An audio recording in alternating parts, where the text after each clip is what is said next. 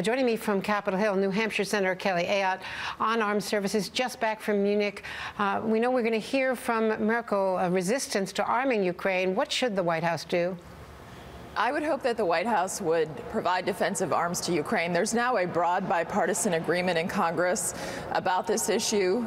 We've already passed legislation giving them authority to do that. In fact, last week we had 12 members of the Armed Services Committee say that we should provide defensive arms to Ukraine to provide a greater cost for Russia. And I think overall what we need to understand is that the Ukrainian people gave up their nuclear weapons. We signed the agreement. It's called the Budapest Memorandum. Germany did not sign that agreement. Russia is violating that agreement. And if we do not provide defensive arms for them to defend themselves, I don't know why any country would ever give up their nuclear weapons again. There is a bigger issues at stake here for us, Andrea, and also thinking about the Iran negotiations.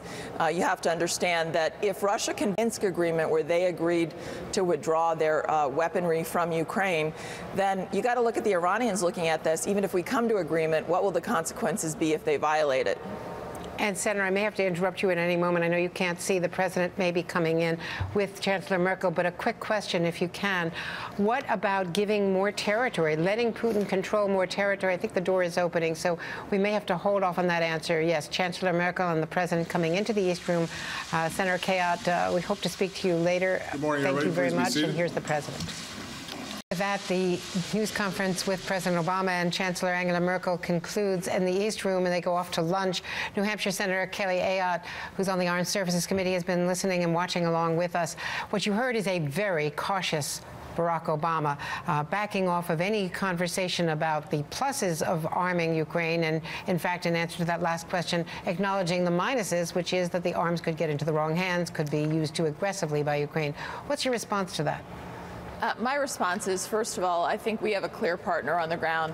Let me just use the analogy of, for example, all the debate about arming the Syrian moderates. This is not this situation. This is a situation where we have Ukrainian people who are already defending their nation, and providing that support is very clear. That's why there's a broad bipartisan consensus around this, including think tanks like Brookings and the Atlantic Institute. So this is important. I think that if the president makes the decision, if diplomacy fails this week, to provide defensive arms to Ukraine, he will have broad bipartisan support in making that decision. Many of us have been calling for that since last May, and so I think that he will have the backup of the Congress on this, and it's important that there be costs placed on Russia. And how can we not allow them the support to defend themselves? This is not a situation where I think we have to worry about who our partners are on the ground. President Poroshenko has been clear. He only intends to use our support to defend his own territory. Senator Ayotte, thank you so much for staying with us.